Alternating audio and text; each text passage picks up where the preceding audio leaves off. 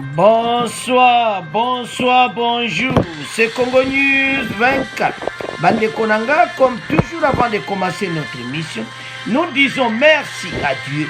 Nous disons merci à nos chers abonnés et téléspectateurs qui nous suivent partout dans le monde et en RDC. Bande Konanga, soyez les bienvenus. À la une, Kofi Ayindisi Bandeko. Na conférence de presse à Kinshasa. Depuis Azaki nommé ambassadeur Bandeko. Tokoyoka conférence de presse de Yaliboso. Makambo le Bandeko. Toko développer en émission là.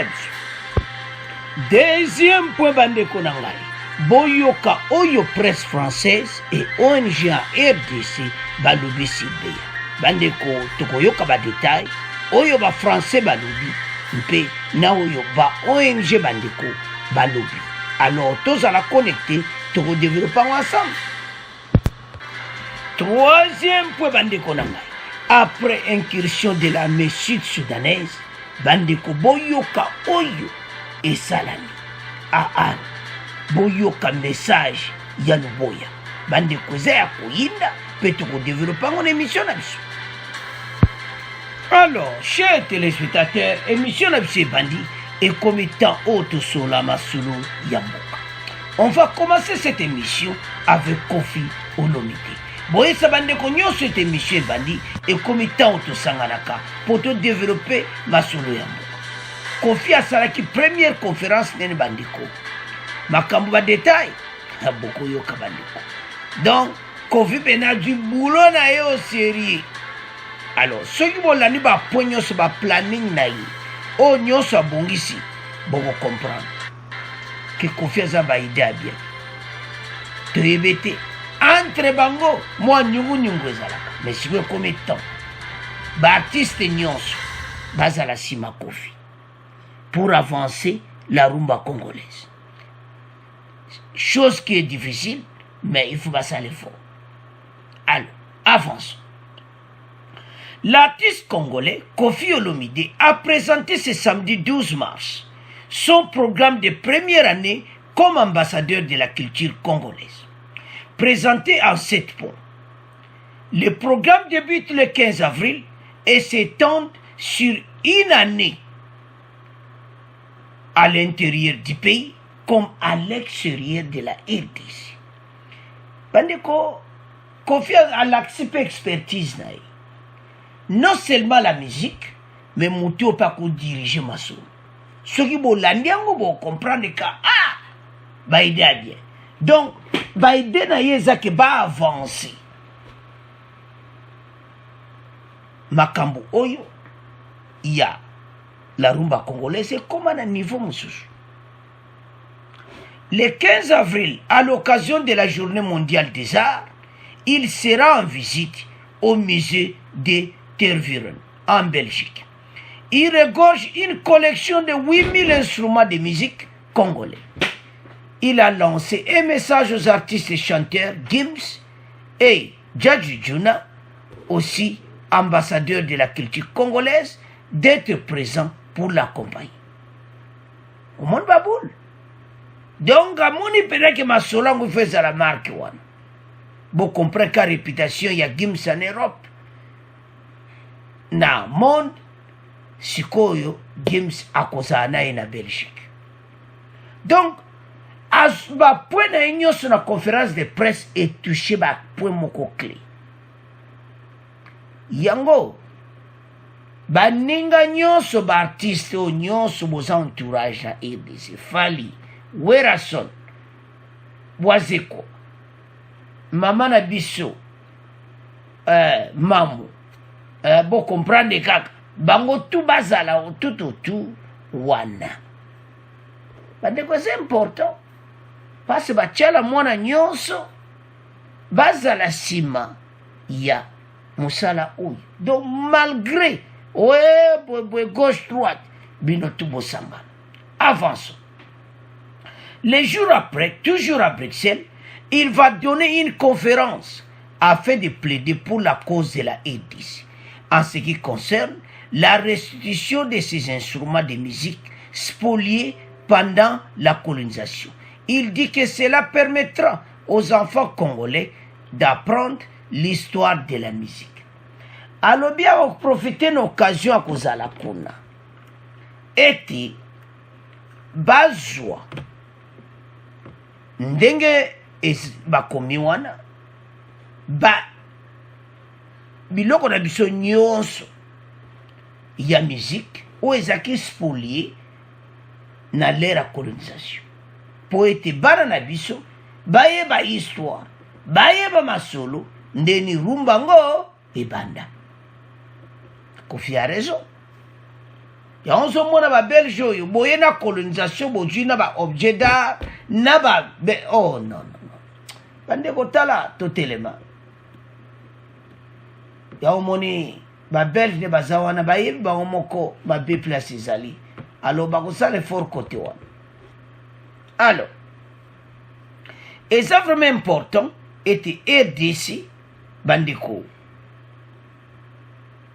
ezwa babiloko wana nyonso. Kinshasa, un musée et Pierre au Singapour.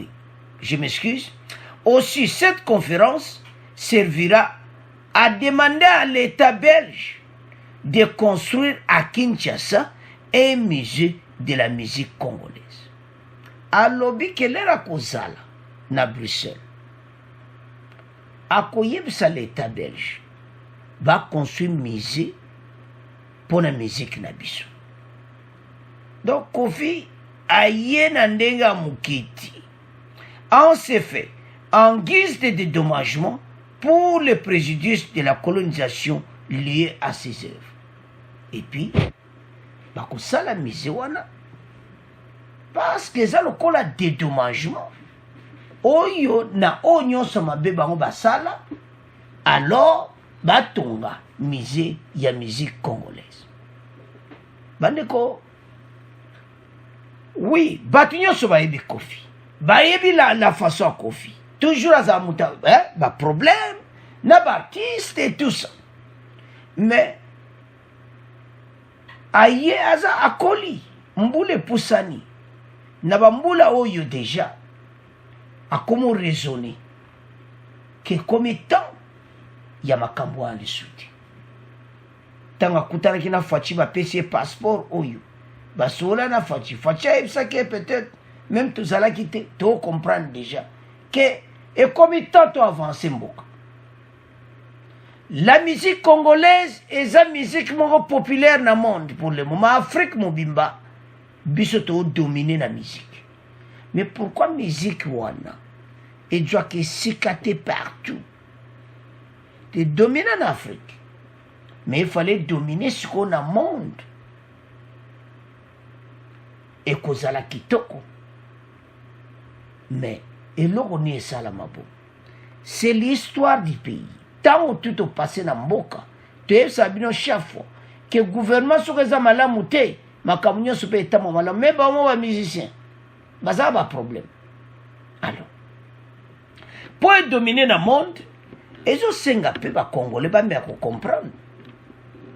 Bon, sa musique est bête en Europe. Tout ce qu'on a parce que pekisa ki musique pour nani musique to pekisa ki en gros c'est parce que mboka ezaki dans impunité et mener impunité ici to bo solo na ba artiste bo zongsi musique je ne vois pas pourquoi qu'on maintenir en bongo entre temps et sa culture en mboka libanda bande qu'on allait na apporter peut-être ba combattant ba la démission.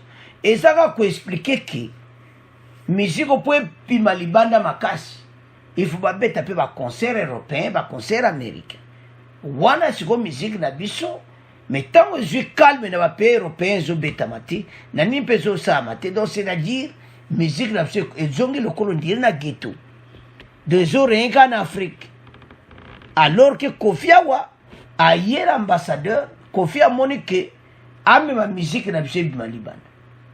Alors, à cause de Bruxelles, tu y évites. Bah, Gims va cause là. Ce qui y est pas, quoi yemba, bah, au pexe pas yemba. Wane zamu. Tu comprends, t'es né, collègue. Hein? Pour le 15 avril, à cause de la wane. Alors, à récupérer collection à 8000 instruments ya musique congolais. Bandeko biloko zebele bato ba belge bazwa la colonisation. Avançons. Kofi awa yena ba po ebele moi to tanga nyonso ate faut du temps. Cela a été fait par les politiques, mais cette fois les musiciens le feront. Je vais aussi demander que la rumba soit enseignée à l'école, a-t-il indiqué lors d'une conférence de presse à l'Académie des Beaux-Arts. Quand on a conférence wana a lobi ka kosenga la rumba na école, la rumba ba enseigner en école. Donc kofi azoya na masoro ai. Donc ambassadeur ayena ba point.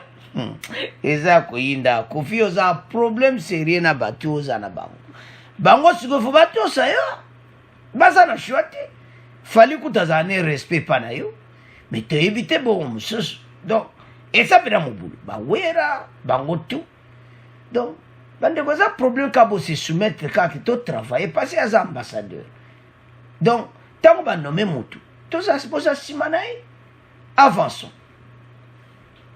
Le deuxième point est l'organisation d'un symposium sur livres scolaires et parascolaires de l'histoire de la rumba. Le lieu choisi est la faculté de lettres de l'université de Kinshasa au département des sciences historiques. Deuxième point est le symposium à l'université de Kinshasa au département des sciences historiques. Ah, le troisième point, ah, ne motepeli. Ah, Kofio, Ozo Lukawa, Ezasom. Troisième point est la rencontre des monuments vivants de la rumba. Il se tiendra le 24 avril à l'occasion de la commémoration, je m'excuse, du 6e anniversaire du décès de Papa Wemba. Ils pourront faire le choix des pères et mères de la rumba, des pères et des mères de la rumba. Ils donneront un concert de levée de fonds pour la création d'un panthéon pour les héros culturels et ils seront en séminaire avec des connaisseurs de la musique qui devront sélectionner les 10 premiers pères et des mères de la rumba. Akusale lokoana des pères et des mères de la rumba. So bina pe lobby des pères et des mères, qu'on appelle kofi lobby des pères et des mères de la rumba. Donc les 24 occasions oyo ya Papa Wemba. Bandeko kofi boy toyebi bisonyos. Donc si quoi le corps va pêcher pouvoir oyo. Donc et puis ayebi que point on est à Papa Wemba a touché pena point mon clé parce que y a Papa Wemba et ça qui est problème. Alors maintenant aza ko honorer Papa Wemba. Mokolango des pères et des mères de la rumba bakozalana yemo pa koyemba po baluka bafo bandeko ba point ebele faut du temps donc on fait pena toucher ba point nyonso oyo mboka bazana besoin nango et puis il clore son programme d'ambassadeur le 15 avril par une conférence sur son bilan de la première année et wana 2023 le 15 avril 2023 passe à ça le bilan une année ba congolais va juger et ça travaillait bien à cause de la conférence de presse le 15 avril 2023 donc avant l'élection présidentielle wana ce qu'on va juger yé so pendant une année à travailler ndegeni et ça ya koyinda et si yindi alors bamisicien nyonso kofi boyo ko alobi to tiki yango na bino to komo kende na deuxième point. Alors bande kolanga deuxième point to komi na point ya biya boyo ka oyo presse française balobi to ko diviser ngo en deux to ko banda na presse française après to ye na oyo akaja alobi pena marche o esama na Lubumbashi pena Kinshasa to ko yoka ba extraños to ko tiela bino bande ko affaire et sa citation moko en tout cas est commis un problème pour le gouvernement parce que va toucher ba point moko clé ba lobby que na interview na ba français balobi qui a sali plus de 48 heures sur le MIP connexion ANR, alors comme qu'on joue na droit de l'homme. Sans que Batouba Bossana, que Aza bien traité, Aka j'ai moi visité Aka étant Bakangaki, que Aza n'est bien placé à Zali, mais problème qui est là, Béa Azo coopéré, mais on a tout langue après. Alors, bah français, bah l'obiboui. Béa a oumeli déjà, et zo senga ba libéré, ou bien, va transférer la justice. Même message à Kaj Balobi, François Béa doit être libéré ou transféré devant son justice naturelle. Mais à to ba nan oyo ba français Balobi, to ko tiela bino boko yokaba. Bango Balobi boui. Béa a travaillé bandakala ba congolais ba yebi. Il a travaillé à l'époque de Mobutu. À l'époque de Kabila et maintenant à l'époque de Fachi. Selon Bango, Béa, il fallait la libérer ou bien transférer na parquet à Samba devant son avocat pour Assamba. L'avocat n'est pas là, Bassamisaï. Alors, maintenant, tout ça, il y a un air sur le niveau. Parce que l'arrestation continue. Et puis les enquêtes continuent. Mais entre état pression comme Maka se passe à Saoumé. Il y a un autre débattre en émission, n'attend toujours une émission. Preuve mon anaki que sécurité à l'État, coup d'État et l'ingénieur Salam. Moutinyoso aïe. Français Balobi, Béa a une expérience Makasi. Alors, la situation à Béa est commis mon boulot. Mais avant de continuer, tu as canal la presse française, bon, tu as développé, oyo bango balobi, bon, tu continues mission. À Kinshasa, une seule chose est sûre, François Béa, l'homme de l'ombre, est détenu depuis un mois, depuis le 5 février pour être précis, par l'ANR, l'Agence nationale de renseignement. Mais les Congolais ignorent toujours ce qu'on lui reproche. Il s'agit d'une affaire relevant de la sûreté de l'État, avait déclaré le porte-parole du président Tshisekedi, intervenant spécialement à la télévision. Désormais, l'affaire inquiète les défenseurs des droits de l'homme. Un collectif, Free François Béa, s'est constitué qui demande sa libération immédiate. S'il y a de preuves accablant M. François Béa, qu'on lui transfère devant son juge naturel. Parce qu'aujourd'hui, le délai de détention au niveau de l'ANR, c'est 48 heures devant un OPJ. Nous sommes largement au-delà de ça. Et donc, ça viole systématiquement ses droits et libertés. Du coup, il faut soit le relaxer, le laver vis-à-vis du public, ou soit le transférer devant un juge naturel, afin qu'il soit entendu et condamné à la fin si réellement le fait tel qu'énuméré sont vrais par rapport au juge. Le collectif a écrit une lettre en ce sens au président congolais, mais ses membres se cachent. Ils affirment craindre une arrestation après une première missive adressée au patron de l'ANR et qui n'a pas reçu de réponse. La personnalité de François Béa n'est pas ordinaire. Il avait servi les 4 régimes précédents, Mobutu, Kabila père et fils, puis Félix Tshisekedi. Surnommé Fantomas pour sa capacité à disparaître, il avait su à chaque fois se rendre indispensable pour assurer la stabilité du régime, jusqu'à ce que le président congolais actuel décide brusquement du contraire. Alors, chers téléspectateurs, nous avons suivi. Surnommé Fantomas pour sa capacité à disparaître. Bande de constitution naïe et comme mon boulot. Parce que Baolanda juridiquement bazoma mikoleleki mais et batebele bazo comprendre le problème est là. Yaya azolobate soki azoloba bako komate tina makambo nyonso ils a développé et puis ceux qui te comprendre anera zomwana kwa yazobomba batu mo azokwa kotanga bango te on ne sait pas que c'est pas ce juste. Bissoto reporté au Yobalobi qu'il a été interrogé. Il y a même qui ont dit que clairement qu'il y a Zolobatazo coopérité.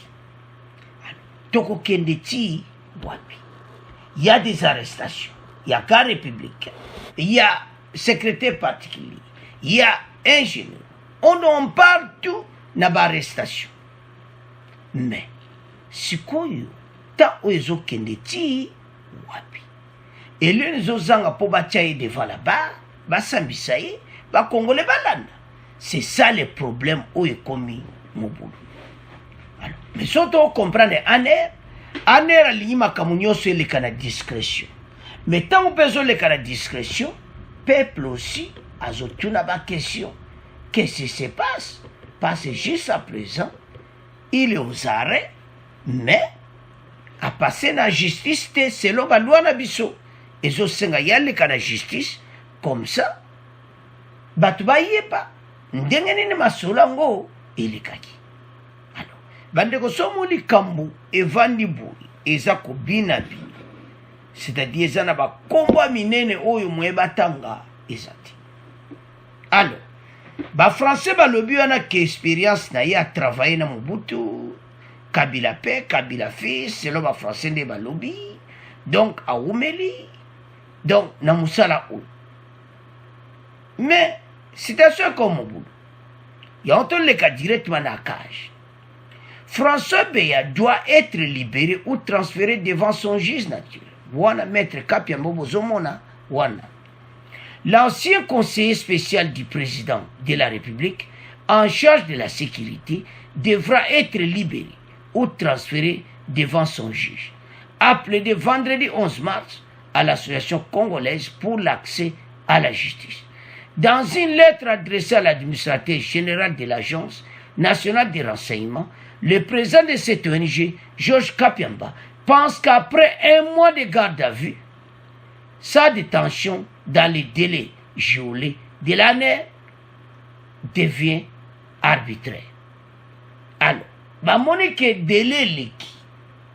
Même message ba français ba autosola on a ba ONG oya libéré Beya ou bazana sewana. Même message à KHP APC. La CAJ a adressé une lettre à l'administration générale de l'ANER pour lui exprimer sa désapprobation totale au regard du caractère arbitraire de la garde à vue de M. François. Beya depuis plus d'un mois et elle a attiré l'attention de l'administration générale de l'ANER sur le fait que cet état de choses contraste gravement avec les discours portés par le président de la République en ce qui concerne la promotion et la protection des droits de l'homme et surtout les principes de l'état de droit, a déclaré Georges Kapiamba. Georges Kapiamba qui a une justice. Alors, il délai qui est comme qu'on viole la loi, il y a Mboka, selon Ndenge, état de droit est établi en RDC par son excellence le président de la République. Alors, la situation que nous vivons pour le moment, et ça le cas là-bas, on va se que se passe dans l'air, oyo aner alingi, et puis, nandeni ne bazo kene makambo. Situation, ezo kene trop na discrétion. Et puis, situation ezo comment pe moi mon boulot. Alors, ba, ONG OYP, ba même message na bango, pour na bango, les osenga, était François Beya à l'écart devant la barre. Ozomona, ba Français va autolobake.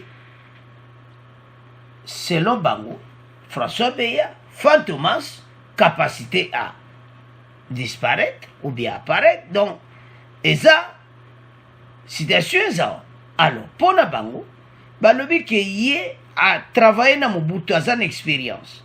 A travaillé na Kabila père et Kabila à son expérience. Makambwana nyonso ba français balobi que et comme étant oyo soit que basambisa ye soit que balimisa ye balongola ye ou bien na aner abima. Alors mais situation za mobulu bandeko soto la na makambo oyo to mona ke problème ezali.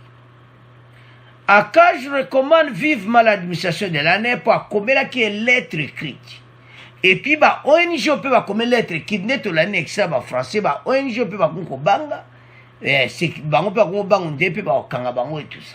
Alors, Akaj a commis ayebisi administrateur ya ANER ete soit libéré ou bien transféré devant juge naturel.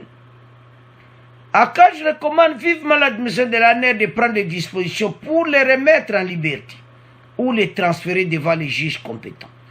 Ils ont des raisons de croire que les faits pour lesquels il a été arrêté peuvent être des faits réels ou et zana des faits constitutifs d'atteinte à la sûreté de l'État.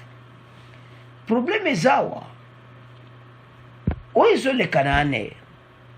Les bandes batouazo banyo sauté parce que paraît-il, yazo boya kotanga batumusus. Ce qui beya atangi batumusus. Dossier qu'on voulait, mais maintenant dossier est bloqué parce que BAP atangi mututi. Botala et paille toujours. Alors, si comme partout polémique et côté et comme boye dans situation yangoa. Biso stolandi donc dossier beya. Ils ont senga que ba mema siko na justice. Alors, siko to yoka extrait oyo. Bon, to continue mission na biso. Bato baike ba telemelaki lelo na Lubumbashi nguma mokonzi ya Katanga pe na Kinshasa mpona kosenga botikami ya mopesi toli ya lokumu ya mambi ya bokingi ya président Félix Tshisekedi François Beya. Lucien Kaozi azalaki na balabala pe apesi biso sango eye etangami awa na Nanit Talani. Bankama na bato mingi ba mama ya Lingomba libengami collectif libéré François Beya bakendaki kofanda liboso ya ndako ya makoki mabomoto na Lubumbashi. Batikaki bongo mokanda ya kosenga botikami ya François Beya oyo akangama uto sika pene na sanza moko na kofundama na koluka kobebisa bokengi na ekolo. Lucien Kaonzi azwaki litato lilia moko na baye bazalaki na milulu Judith Libe. Toyaki awa pona likambo ya papa François Beya kuna kote bakangaki batika ye biso mama to ye batika ye toye kosenga batika ye place bakangaki ye mukanda toye kotika na droit de l'homme po basamisa papa François batika ye nanga mona ye mokambi ya centre ya makoki ya bomoto na Lubumbashi maître Momad Kongolo alimboli maloba mazali na mokanda ya bosenga baye basalaki milulu batikaki. Lucien Kaonzi azwaki maloba ma maître Momad Kongolo na memona bango à part demande à libération à part kosenga dossier ezala transféré na juge naturel na ye ensuite ba dénoncer ba irrégularité ya arrestation na détention ba lobi toza na état de droit à ta procédure il faut ezala régulière. En plus de ça Memo et lobi pe condition à détention na ye eza malamu te azo souffrir na katia boloko kuna na ANER. Mais likambo bakangelaki eza quand même ya coup d'état eza infraction grave si c'est approuvé. Biso tokoki kosala ezalaki ko recevoir memo na kotinda memo et pas ya bureau national ya CNDH pour des dispositions utiles. Ezalaki sango ya Lucien Kaonzi etangami na Nanit Talani. Alors, bande konanga tolandi biso nyonso na wana sikoyo na Lubumbashi et puis batambola epe na Kinshasa. Ba tika Beya ou bien ba pese na juge na. Mais bele wa baza ko insister ka akene na justice bon ba tika ye. Mais bande consultation combien weza que les dossiers Beya batunion se tellement que tay umeli aleki na justice te bato bakomo boule makambo ebele alors que eza dossier moko ye mpona sécurité ya mboka bapreuve mwanaki ke coup d'état elingaki sala. Alors situation ekomi awa siko nde tolandi bango wana bango balobi ke aza konyokwama mais bango mpe bazobosana ke ye mpe ndenge aza wana azoloba pena mingi te.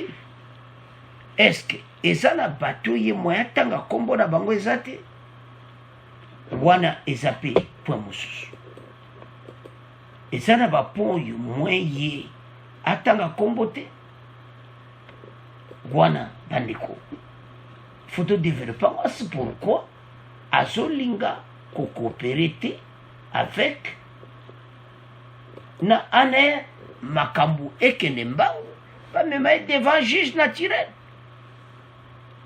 Bato sikotanga bazomona nde ezowumela bazobuli baka bamama kutu nde omo batambu bamama bolandi bango bamama balobaka botika ye mama bakotika nde nini situation ezaki situation mo grave sécurité ya mboka mozomona.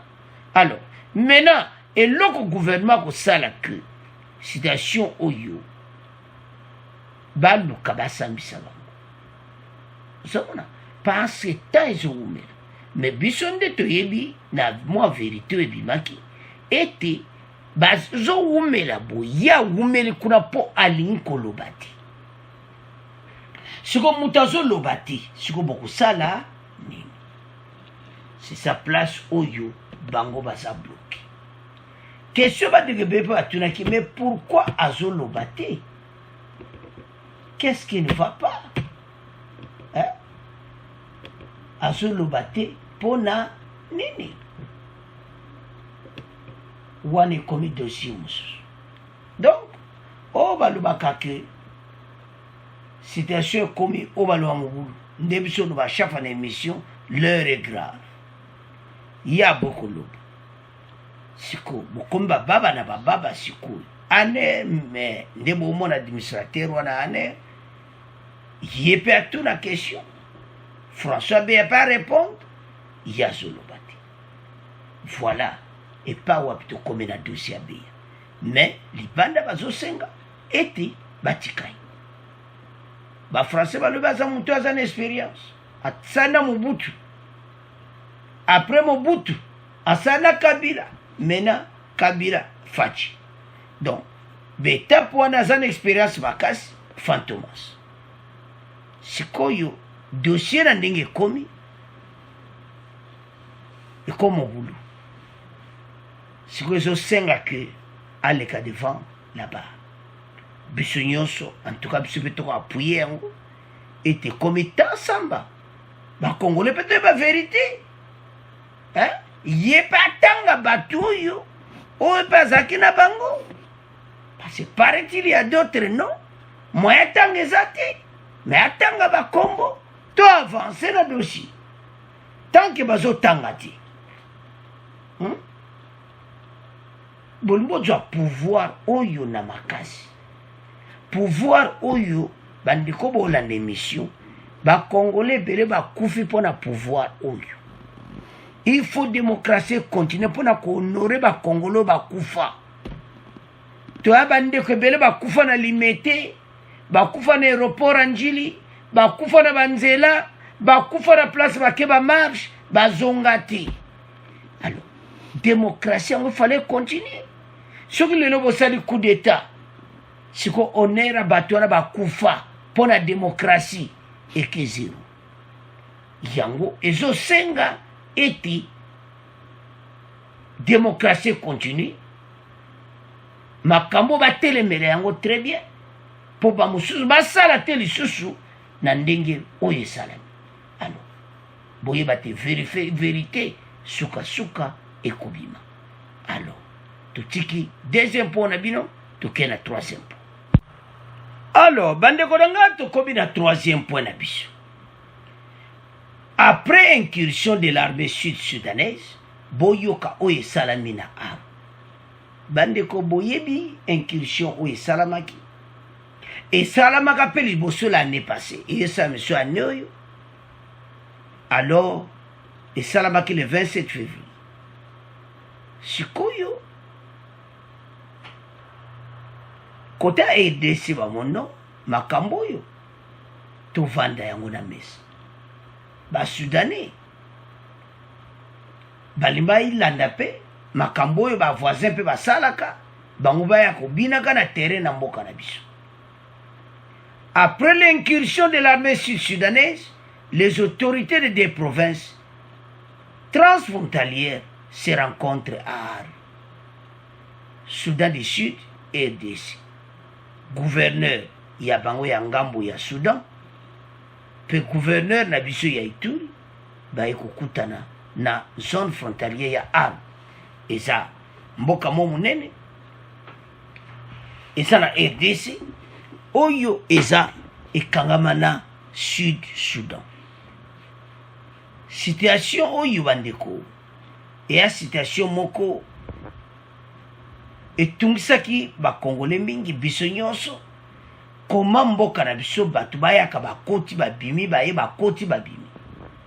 Alors stratégie afaci ya bandaka boye bon voisinage tosolola totika ngo na kimia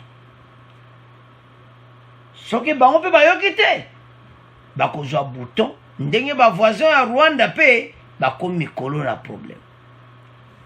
Mais tozomonaki basoudanais bayambaki o maboko mibale makambo ezokende kitoko.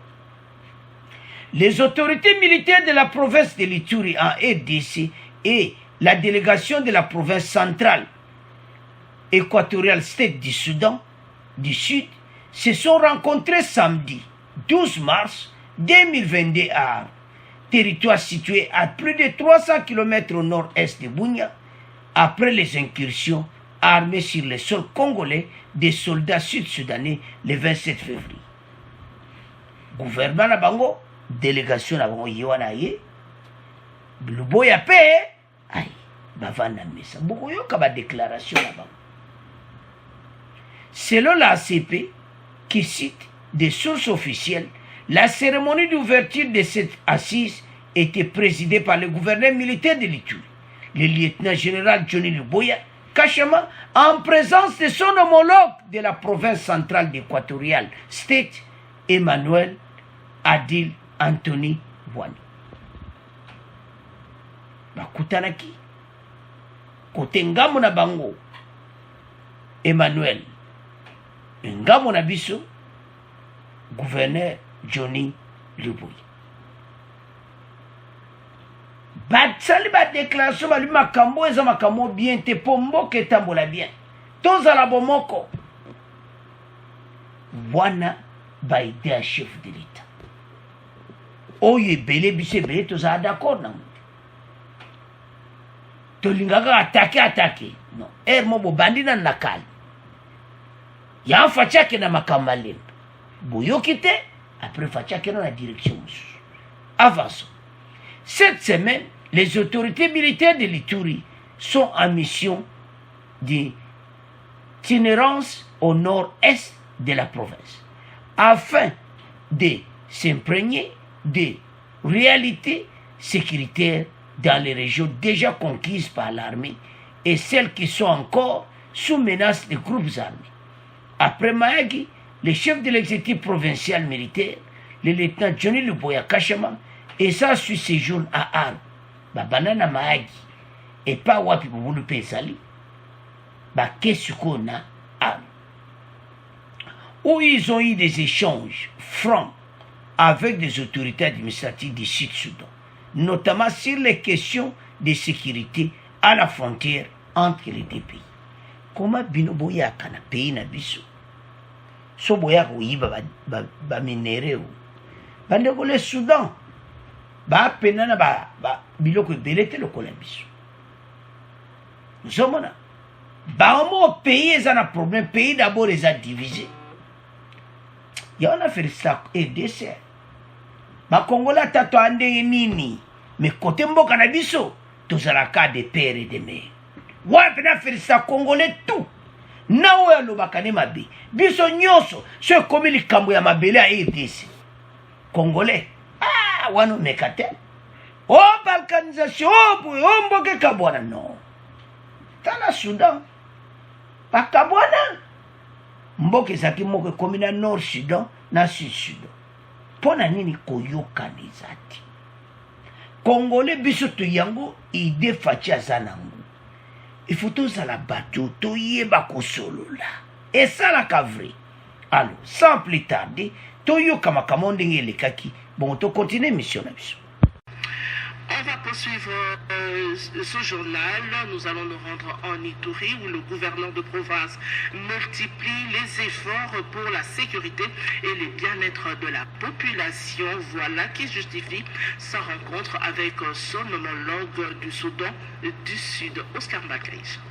En mission d'itinérance à Aru, le gouvernement militaire de l'Ituri multiplie les démarches pour assurer la sécurité et le bien-être de la population de cette partie de l'Ituri. Dans cette optique, il y a la contre bilatérale entre la province de l'Ituri et celle du central. Equatoria State s'est tenue ce samedi à la dite cité située à environ 350 km de Bunia. Des questions sécuritaires, économiques, administratives et d'autres ont été au menu. Des échanges pour le lieutenant général Luboyanka Shomadjouni, des petits problèmes qui surviennent à la frontière entre les deux pays n'ont pas de raison d'être. Nous avons les mêmes frontières et nous devons vivre à l'harmonie de nos pays. Je crois que vous avez suivi le discours de mon homologue. Il disait que nous devons vivre par la confiance mutuelle. Et entre frères, si on veut vivre en harmonie et dans la confiance mutuelle, on vient régler toujours les petits problèmes entre nous parce que nous sommes en famille. Même son de cloche du côté de son collègue du Soudan du Sud, de la province de Centrale, Equatoria State. Le government of DRC, les interventions spéciales non seulement au gouvernement d'identité du Congo, au gouvernement provincial de l'Ituri, de la communauté iturienne et de l'identité du Congo. Comme vous le savez, nous sommes ici, c'est pour la réunion qui vise la sécurité, qui parle de la sécurité dans la frontière commune et aussi la coopération transfrontalière entre la province de l'Ituri et le Soudan du Sud.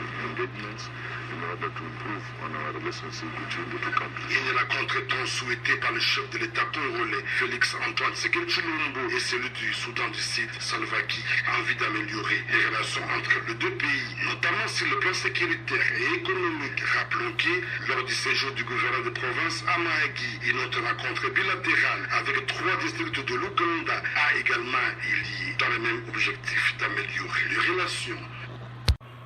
Alors, bandeko na nga tolandi biso nyonso ete bakutanaki basalaki baéchange basololi le général Johnny Kashama na Aru basali échange franc avec les autorités administratives du Sud-Soudan, notamment sur les questions de sécurité à la frontière entre les deux pays. Masolo elekaki bien par ces situations oyo et salamaki bandeko tolingi yango esalama lisusu te. Donc message ezalaki clair, j'en suis sûr bayokanaki mpena très bien ete makambo oyo ekosalama lisusu te na mboka na biso. Bandeko komona ke arme baya kosala baincursion ya boye ezala mpena kitoko te. Baye bakoti toyebi to babimai nango bayiba ye mpe biloko toyoka ye makambo ebele babendi baplan. Alors eza kitoko te bandeko na ngai. Donc avançons.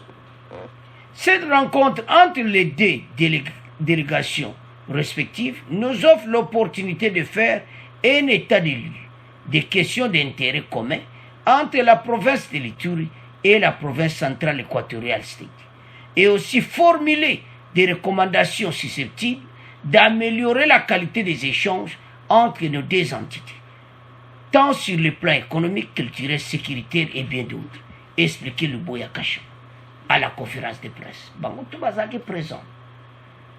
Délégation ya armée Sud-Soudan, Bangoana, armée à FARDC, Bangoana. Bango tout bavandi tout autour de la table. Bayeba, qu'est-ce qui ne va pas?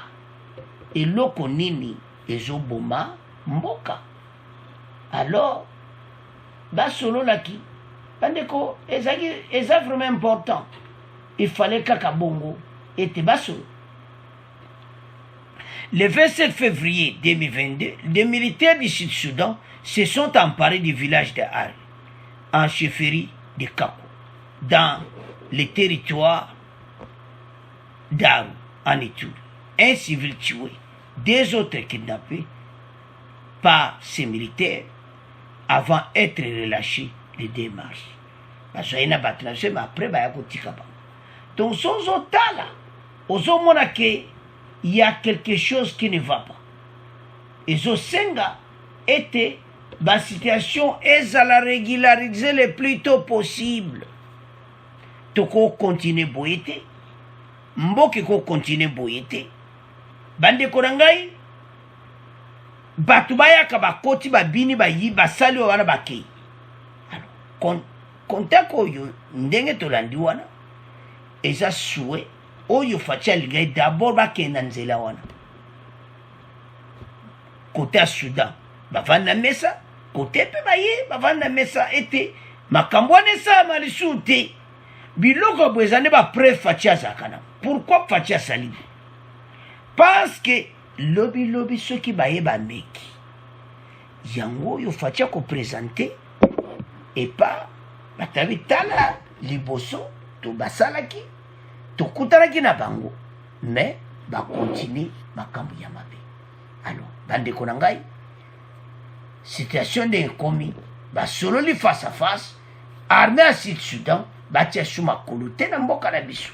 Alors gouverneur militaire na oyo azodirige mboka na bango na kote ya Soudan Sud Soudan basololi ete makambo oyo esalama lisusu te. Alors bandeko na ngai tolandi biso nyonso toyoki badetail na baextro totie ete toza bavoisin kimi ezala. C'est à ce point tokoma clôturer mission na biso. Bo abonner massivement, bo partager. Au revoir, à la prochaine.